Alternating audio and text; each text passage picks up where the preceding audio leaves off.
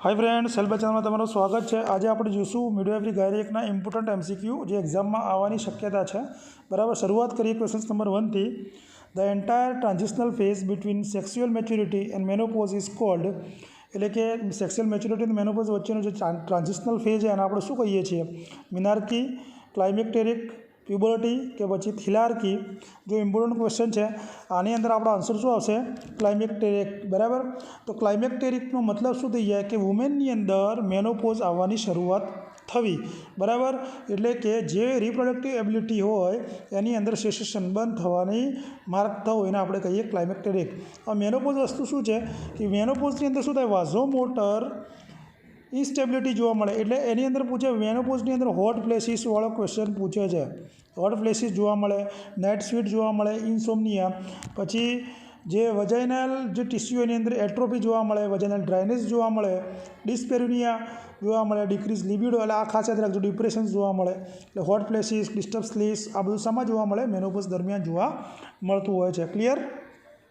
Question number 2, the increase in the body basal body temperature after ovulation is due to, कि જ્યારે ovulation થાય એના પછી જે ટેમ્પરેચર થોડું વધે છે એ કોના કારણે વધે છે? ઇસ્ટ્રોજન, પ્રોજેસ્ટેરોન, લ્યુટિનાઇલિઝમ હોર્મોન કે પછી ગોનેડોટ્રોપિન હોર્મોન? તો એક વસ્તુ કેટલું વધતું હોવું જોઈએ? તો એની અંદર યાદ રાખજો 0.5 to 1 ફેરનહીટ જેટલું વધે છે, અથવા એને સેલ્સિયસમાં કહીએ તો 0.2 to 0.5 સેલ્સિયસ ટેમ્પરેચર વધે છે। કોના કારણે વધે છે? કે પ્રોજેસ્ટેરોનનું ઇન્ક્રીઝ થવાના કારણે એ લેવલ વધે છે। બરાબર, ધારો કે તમને એમ પૂછે ભાઈ સેકન્ડરી કેરેક્ટરિસ્ટિક માટે, સેક્સ્યુઅલ કેરેક્ટરિસ્ટિક માટે કયો હોર્મોન્સ જવાબદાર છે? તો સેકન્ડરી માટે યાદ રાખજો ઇસ્ટ્રોજન આવશે। બરાબર, ખાસ યાદ રાખજો ઇસ્ટ્રોજન્સ। હવે ઇસ્ટ્રોજનના તમને મેં કાલે કીધું હતું એસ્ટ્રોજન શું શું પહેલા વિડીયોમાં થઈ ગયું ભાઈ, બ્રેસ્ટનો ગ્રોથ। બરાબર, હવે કાલના લેક્ચરમાં સમજાવી દીધા, એટલે અત્યારે હું ચર્ચા કરતો નથી।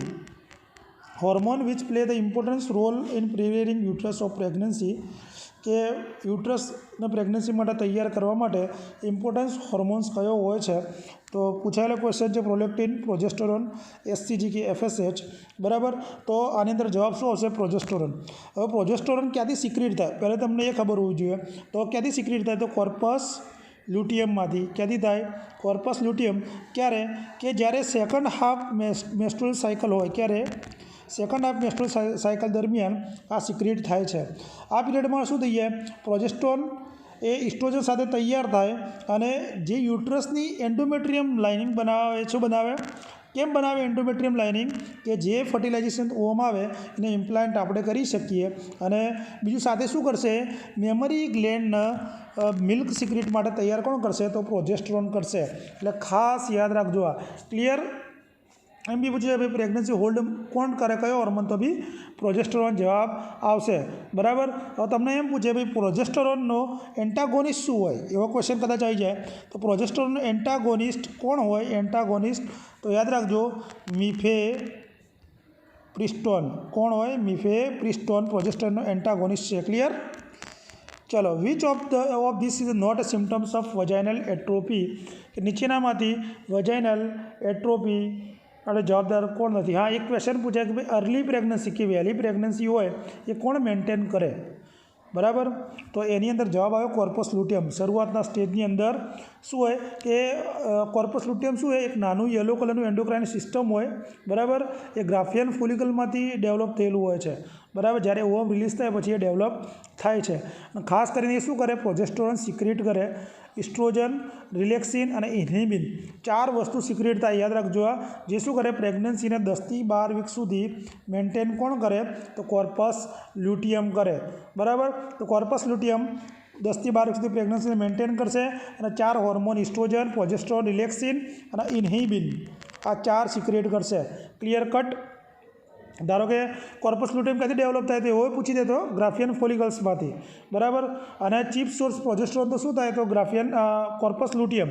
હવે યાદ રાખજો। ક્લિયર? આના રિલેટેડ કોઈ ક્વેશ્ચન્સ ખોટો પડવો ના જોઈએ। તો વજાઇનલ એટ્રોફીનું લક્ષણ કયું નથી? Lengthening of vaginal canal, thinning of vaginal canal, decrease vaginal lubrications કે યુરિનરી ઇન્કોન્ટિનન્સ। તો આની અંદર શું જવાબ આવશે? તો વજાઇનલ એટ્રોફી એટલે શું થાય? વજાઇનાઇટિસ, કે આ પોસ્ટ મેનોપોઝલ વુમેનની અંદર જોવા મળે વજાઇનલ એટ્રોફી, એટલે કે સિનાઇલ વેજિનાઇટિસ કહેવાય, એનું નામ સિનાઇલ વજાઇનાઇટિસ પણ આપણે કહીએ તો વજાઇનાની લેન્થ વધે નહીં, ખાસ યાદ રાખજો, બરાબર. એ શું થઈ જાય? થીન થઈ જાય, ડ્રાય થઈ જાય, ઇચિંગ જોવા મળે, ડિસ્ચાર્જ જોવા મળે, યુરિનરી ઇનકોન્ટિન્યુઅન્સ જોવા મળે. કેમ આવું થાય? કે જે વજાઇનલ લુબ્રિકેશન્સ હોય એ ડિક્રીઝ થઈ જાય, બરાબર, અથવા શોર્ટ થઈ જાય, લેન્થ વધે નહીં. પછી ઘણીવાર એમ તમને ડીયુબીનું ફૂલ ફોર્મ પૂછે. ડીયુબી એટલે તમે ઊભા થઈ જાય તો ડીયુબી એટલે ડિસફંક્શનલ યુટ્રાઇન બ્લીડિંગ, બરાબર. આમાં શું થાય? ડિસફંક્શનલ યુટ્રાઇન બ્લીડિંગની અંદર કે યુટ્રાઇનમાંથી બ્લીડિંગ જોવા મળે. ક્લિનિકલી કશું તમને જોવા મળે નહીં, ઓર્ગેનિક સિસ્ટમિક કે કશું જ જોવા મળે નહીં. ક્લિયર? ચલો આગળ.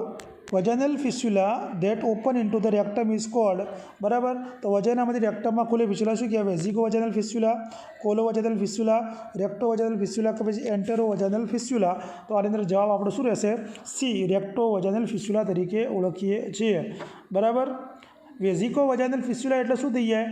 વેઝિકોવાળું પૂછાય છે ઘણીવાર. તો વેઝિકોનો મતલબ શું થઈ જાય? એબનોર્મલ કનેક્શન જોવા મળે. કોની વચ્ચે? યુરિનરી બ્લેડર વચ્ચે અને વજાઇના વચ્ચે.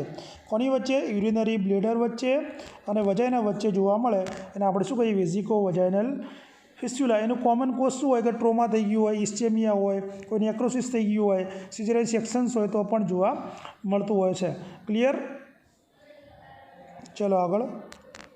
The most common genital prolapsis, most common genital prolapse કઈ જોવા મળે છે? તો સિસ્ટોસિલ્સ, પ્રુડેન્સિડિયા, રેક્ટોસિલ્સ કે પછી એન્ટેરોસિલ્સ. તો આની અંદર જવાબ શું રહેશે? જવાબ રહેશે સિસ્ટોસિલ, બરાબર. ચલો આગળ. હવે જો આ મેસ્ટ્રુઅલ સાયકલમાંથી ક્વેશ્ચન પૂછે છે. In irregular acyclic bleeding from the uterus is known as, હું તમને બધું સમજાવી દઉં બહુ મસ્ત રીતે. મેનોરેજિયા, પોલીમેનોરેજિયા, મેટ્રોજિયા કે પછી ઓલિગોમેનોરિયા. હવે શું કહે છે?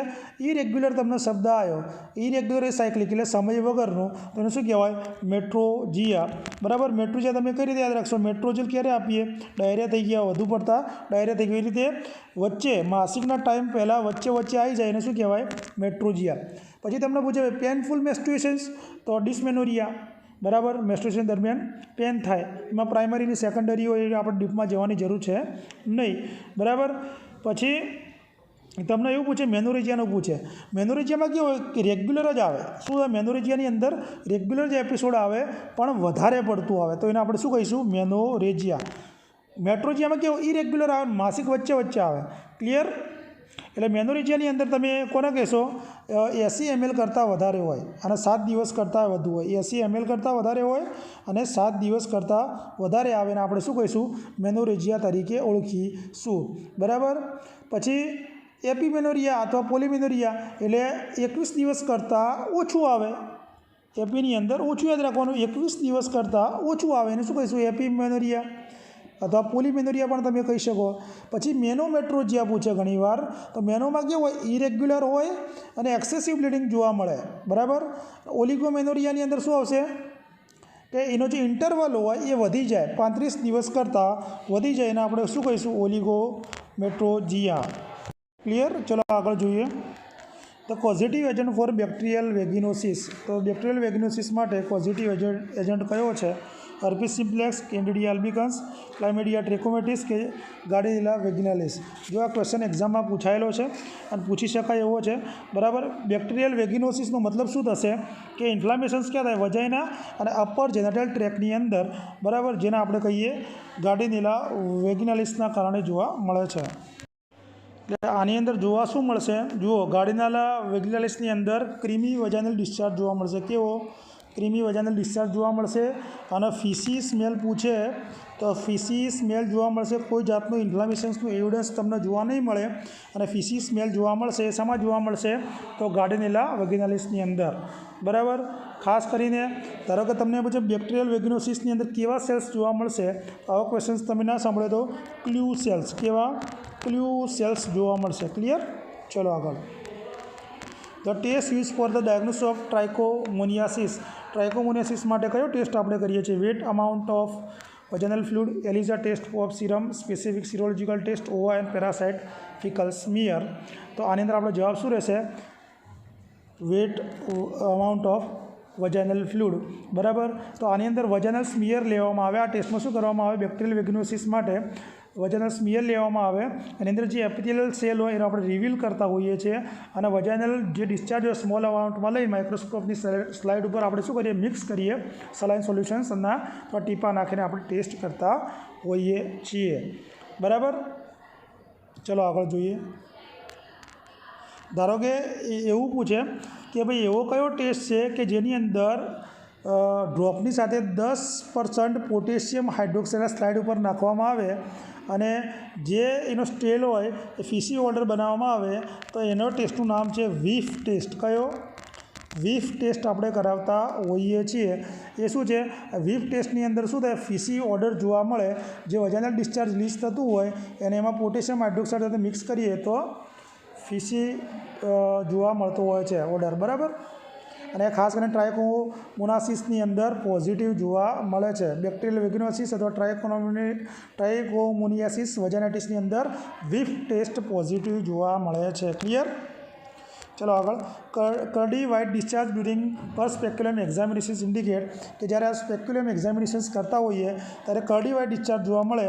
શાના કારણે જોવા મળે છે? ટ્રાયકોમોનિયાસિસ, કેન્ડિડિયાસિસ, બેક્ટેરિયલ વેગિનોસિસ કે સર્વાઇસાઇટિસ. તો જો આ બી ઇમ્પોર્ટન્ટ ક્વેશ્ચન છે, તો આની અંદર આપણો જવાબ શું રહેશે? તો કેન્ડિડિયાસિસની અંદર આ જોવા મળે છે. પછી એક ક્વેશ્ચન એવો પૂછે કે ઇન્ફેક્શન્સ માતાથી બાળકની અંદર પ્લેસેન્ટા થ્રુ ફેલાય તો એને કઈ ઇફેક્ટ કહેવાય? તો ટેરેટોજેનિક. શું કહેવાય? ટેરેટોજેનિક. બરાબર. પ્લેસેન્ટા થ્રુ માતાથી બાળકની અંદર જાય એ. ક્લિયર? આ યાદ રાખજો ખાસ કરીને. અને કયો ડિઝીઝ કન્ડિશન ટેરેટોજેનિક ડિફેક્ટ લાવે? તો રૂબેલા. કયો? રૂબેલા. નોટ રૂબિયોલા. રૂબિયોલાનો મતલબ થાય મિઝલ્સ. બરાબર. આ યાદ રાખજો. રૂબેલા ટેરેટોજેનિક ઇફેક્ટ રૂબેલા લાવે. ચલો આગળ. Genital tuberculosis occur mainly in women in the following organs.